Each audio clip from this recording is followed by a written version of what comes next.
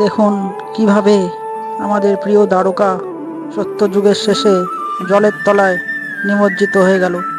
ঠাকুরের সিংহাসন থেকে শুরু করে সমস্ত কিছু আজ জলের তলায় ডুবে রয়েছে। ঠাকুরের মূল দ্বার থেকে শুরু করে ঠাকুরের ঝাড়বাতি থেকে শুরু করে সমস্ত ইট কাঠ পাথর আজ জলের তলায়। এইভাবেই কলিযুগের শেষেও সমস্ত কিছু জলের তলায় নিমজ্জিত হবে।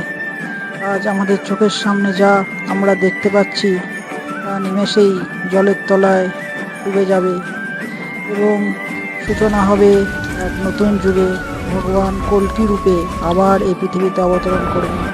জয় শ্রীকৃষ্ণ। রাধে রাধে বন্ধুরা।